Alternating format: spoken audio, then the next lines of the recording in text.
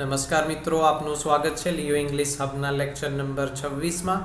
અને આજે આપણે જોવા જઈ રહ્યા છીએ એક બીજો ટેન્સ. તો અત્યાર સુધી આપણે સિમ્પલ પ્રેઝન્ટ ટેન્સ શીખ્યા છીએ અને હવે આજે આપણે તમારી સ્ક્રીન ઉપર તમે જોઈ શકો છો સિમ્પલ પાસ્ટ ટેન્સ જોઈ રહ્યા છીએ. તમને મિત્રોને વિનંતી કરીશ કે અમારી ચેનલ સબસ્ક્રાઈબ કરી દેજો, જેથી કરીને કોઈ પણ ઇમ્પોર્ટન્ટ ઇન્ફોર્મેશન તમે મિસ ના કરો અને ક્યાંય પણ અમારો લેક્ચર સ્કીપ ના કરતા. ખૂબ જ ઇમ્પોર્ટન્ટ માહિતી તમને મળવા જઈ રહી છે. તો અગાઉના લેક્ચરમાં આપણે સિમ્પલ પ્રેઝન્ટ ટેન્સ શીખેલા છીએ અને એની ખૂબ જ પ્રેક્ટિસ બહુ ગહનતાથી કરી છે. નાનામાં નાની વસ્તુ એમાં ઝીણવટથી કવર કરેલી છે આપણે અને શીખ્યા છીએ. તો આજે આપની સ્ક્રીન ઉપર જોઈ રહ્યા છો સિમ્પલ પાસ્ટ ટેન્સ અને એની વાક્યરચનાની વાત કરીએ તો હકાર અને નકાર, પોઝિટિવ અને નેગેટિવ, અહીંયા ઘાટા અક્ષરે પી અને એન એવું બે લખેલું છે. P stands for positive and N stands for negative. તો પોઝિટિવ એટલે કે હકાર વાક્ય અને નેગેટિવ એટલે કે નકાર વાક્યમાં કેવી રીતે વાક્ય રચના આપણે અનુસરવાની છે તો એની વાત કરીએ તો અહીંયા પોઝિટિવમાં subject plus verb two plus object એવી રીતે બોલીશું આપણે. એસ લખ્યો છે એ અગાઉના લેક્ચર્સમાં આપણે સબ્જેક્ટ વર્બ ઓબ્જેક્ટ એગ્રીમેન્ટ પણ શીખેલા છીએ અને એ નિયમો અનુસાર આપણે અહીંયા એસ સ્ટેન્ડ્સ ફોર સબ્જેક્ટ, એસનો અર્થ આપણે સબ્જેક્ટ તરીકે લેવાનો છે. એટલે ભલે લખવામાં આપણે ઇનિશિયલ્સ લખીએ, શોર્ટમાં લખીએ, પરંતુ બોલતી વખતે આપણે આવી રીતે વાક્યરચના બોલવાની છે કે ભાઈ સિમ્પલ પાસ્ટ ટેન્સની વાક્યરચના શું છે. તો subject plus verb two plus object. Verb two stands for ક્રિયાપદનું ભૂતકાળનું રૂપ એટલે past form of the verb, right. અને નેગેટિવમાં subject plus did plus not plus verb plus object. જ્યાં એકલો વી લખેલો છે એ ક્રિયાપદનું સાદું રૂપ છે અને V2 લખેલું છે એ ક્રિયાપદનું ભૂતકાળનું રૂપ છે. તો એ પણ અહીંયા આપણે ક્લિયર કર્યું, સ્ક્રીન ઉપર તમે જોઈ શકો છો, તમે નોટ ડાઉન પણ કરી શકો છો.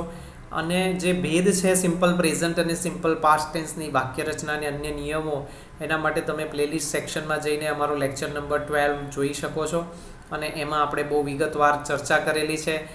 એના વાક્યો પણ આપણે પ્રેક્ટિસ કરેલા છે, લખેલા છે અને એનું સોલ્યુશન આપણે ખૂબ જ સરસ લાવેલા છીએ. એની ખૂબ જ પ્રેક્ટિસ પણ કરી છે અને એ જ રીતે આપણે સિમ્પલ પાસ્ટ ટેન્સની પણ મિત્રો પ્રેક્ટિસ કરવા જઈ રહ્યા છીએ. તો સ્ક્રીન ઉપર જે અત્યારે તમે જોઈ રહ્યા છો એને તમે નોટ ડાઉન કરી લો. અમારી ચેનલ પણ સબસ્ક્રાઈબ કરી દેજો, જેથી કરીને કોઈ પણ ઇમ્પોર્ટન્ટ લેક્ચર્સના નોટિફિકેશન તમે મિસ ના કરો. હવે નેક્સ્ટ સ્ક્રીન ઉપર હું તમને લઈ જઈ રહ્યો છું અને વાક્યોની વાત કરીએ તો આપણે સિમ્પલ પાસ્ટ ટેન્સના વાક્યો ગુજરાતીમાં પણ શીખ્યા છીએ. જ્યારે એકદમ બેઝિક ટેન્સીસ, 12 ટેન્સીસ ગુજરાતીમાં આપણે જ્યારે શીખ્યા ત્યારે ગુજરાતી વાક્યો કેવા હોય, અહીંયા આપણે ટ્રાન્સલેશન કરવાનું છે. તો નેક્સ્ટ સ્ક્રીન ઉપર હું તમને લઈ જઈ રહ્યો છું અને એમાં પહેલું જ વાક્ય છે, હું આજે સાદો ભૂતકાળ શીખ્યો. રાઈટ. તમે મનોમન વાત કરતા હો કે કોઈ તમને પૂછે કે આજે લિયો ઇંગ્લિશ હબના તું ઓનલાઈન લેક્ચર્સ ભણે છે કે તમે ભણો છો તો શું શીખ્યા આજે તમે, તો આજે તમે કહી શકો છો કે હું આજે સાદો ભૂતકાળ શીખ્યો. અને આવું પ્રેક્ટિકલ વાક્ય, આવા જ પ્રેક્ટિકલ બીજા વાક્યો તમને અને મને અને બધાને આવડવા જોઈએ. તો ઇફેક્ટિવ અને પ્રેક્ટિકલ ઇંગ્લિશ કોમ્યુનિકેશન આપણે કરી શકીએ. કે આપણો જે હેતુ છે, આપણો જે ધ્યેય છે કે આપણે ડાયરેક્ટ ઇંગ્લિશમાં જ વિચારી શકીએ, એ ત્યારે જ શક્ય બને છે કે જ્યારે જે પણ કંઈ નોર્મલ ગુજરાતી કે આપણી પ્રાદેશિક ભાષામાં આપણે કોમ્યુનિકેશન કરતા હોઈએ એવું જ રીતે આપણને એવા જ વાક્યો આપણને ઇંગ્લિશમાં પણ આવડે, લખતા બોલતા બંને આવડે અને ક્યાંક લખેલું હોય, વાંચવાનું હોય તો આપણને સમજતા પણ આવડે. એ જ આપણો ધ્યેય છે અહીંયા. તો પહેલું વાક્ય આપ તમે જોઈ શકો છો. અહીંયા ગુજરાતી જે લાક્ષણિકતા છે સિમ્પલ પાસ્ટ ટેન્સના વાક્યોની, તમે જે ટેન્સ શરૂઆતમાં આપણે શીખ્યા 1 થી 5 લેક્ચર્સમાં, એમાં પણ તમે જઈને જોઈ શકો છો કે સિમ્પલ પાસ્ટ ટેન્સના વાક્યોમાં પાછળ છે, હતું, હશે, નથી આવતું અને આવે તો બીજા ટેન્સમાં પરિવર્તિત થઈ જાય છે. તો ખૂબ જ સરળ અને ખૂબ જ સાદી ભાષામાં આપણે શીખ્યા છીએ એ પ્રમાણે અહીંયા ગુજરાતી વાક્ય લખ્યું છે અને સિમ્પલ પાસ્ટ ટેન્સના બધા જ વાક્યો આ રીતે જ હશે. ઇંગ્લિશમાં આપણે જોઈએ તો પોઝિટિવમાં આઈ લર્નેડ એ વર્બ ટુ છે, શીખવું એટલે લર્ન, અને એનું ક્રિયાપદનું ભૂતકાળનું રૂપ છે, ઈડી લાગે છે.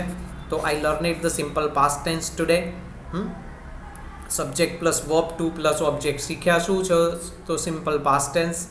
અને સમયને સ્થળ ટુડે કે કંઈ પણ હોય એ બધું છેલ્લે આપણે મૂકીએ છીએ ઓબ્જેક્ટ લખ્યા પછી. નેગેટિવમાં સિમ્પલ પ્રેઝન્ટ ટેન્સમાં ડુ ડઝ એપ્લિકેબલ હતું, એનો ઉપયોગ કરતા હતા. હવે સિમ્પલ પાસ્ટ ટેન્સમાં ડીડનો ઉપયોગ કરવાનો છે, ટુ બીનું રૂપ કહેવાય એને, ટુ બીનું રૂપ ડીડનો અહીંયા ઉપયોગ કરવાનો છે. તો આઈ ડીડ નોટ લર્ન હવે પોઝિટિવમાં આપણે વર્બ ટુ છે અને નેગેટિવમાં સાદું રૂપ કરી દેવાનું છે. ખાસ ધ્યાન રાખવાનું છે લખતા અને બોલતા. મેં મારા કારકિર્દીમાં ઘણા બધા એવા વિદ્યાર્થીઓ જોયા છે કે જેઓ ખાસ કરીને સિમ્પલ પાસ્ટ ટેન્સના નેગેટિવ વાક્યોમાં બહુ જ ભૂલ કરે છે, અને એમાંય પાછું બોલતી વખતે તો ખાસ. કેમ? તો જે વર્બનું ફોર્મ છે, જે ક્રિયાપદનું રૂપ છે, એ ભૂતકાળમાં સાદું રૂપ થઈ જાય છે ડીડ આવે એટલે. તો એ ખાસ મિત્રો આપણે ધ્યાન રાખીશું.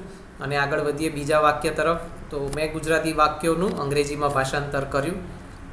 તો ભાષાંતર કરવું એટલે ટ્રાન્સલેટ, અને એનું વર્બ ટુ ટ્રાન્સલેટેડ. ઈડી છે રેગ્યુલર વર્બ છે, જેમાં ઈડી નથી લાગતું, એ બધા ઇરેગ્યુલર વર્બ્સ છે. તો એ પણ આપણે સાથે સાથે શીખતા જઈશું. તમે આ વાક્યો બધા નોટ ડાઉન કરતા રહેજો.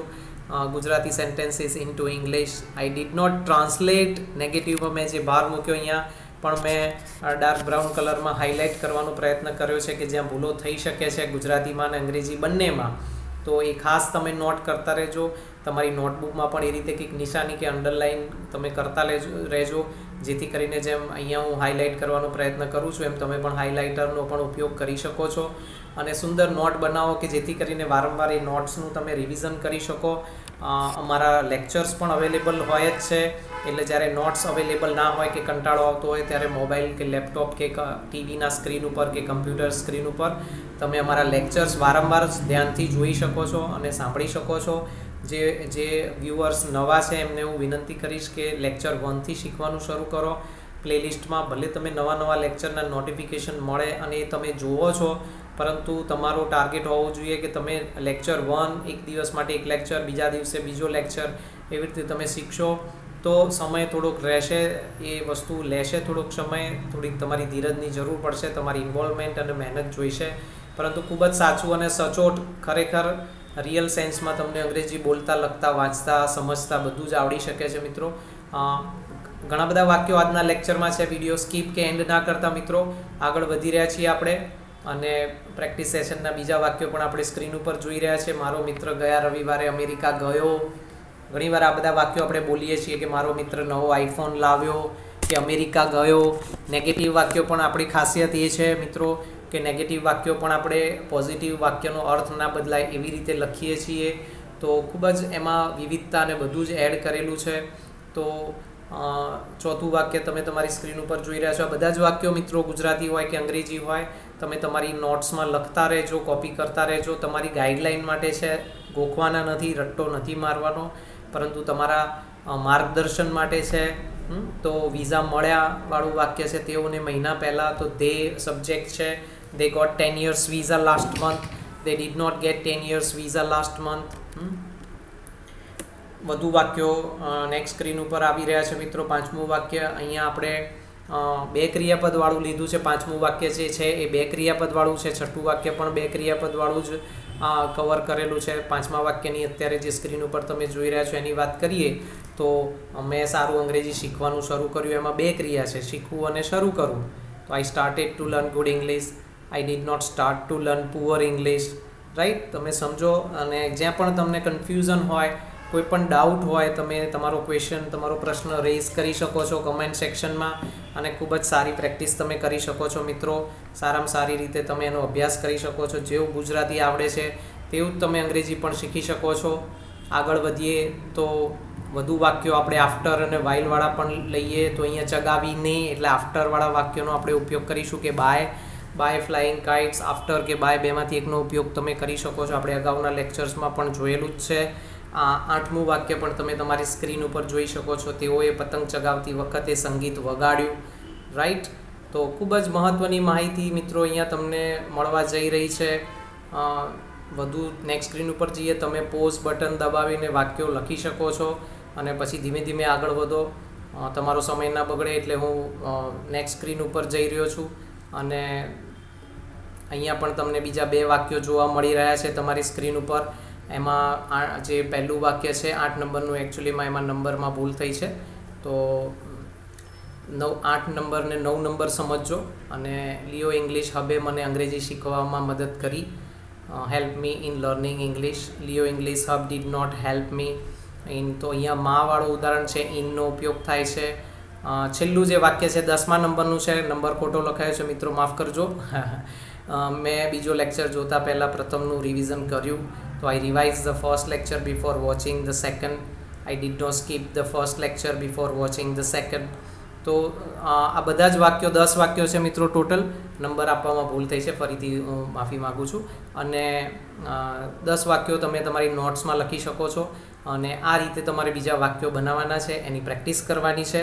અને હું આશા રાખું છું મિત્રો કે આજનો લેક્ચર તમારા માટે ખૂબ જ માહિતીસભર રહ્યો હશે. આજે જોડાવા બદલ ખૂબ જ ધન્યવાદ. અમારી ચેનલ સબસ્ક્રાઈબ ના કરી હોય તો કરી દેજો. તમારા મિત્રોને અને સંબંધીઓને પણ તમે શેર કરી શકો છો. થેન્ક યુ વેરી મચ મિત્રો.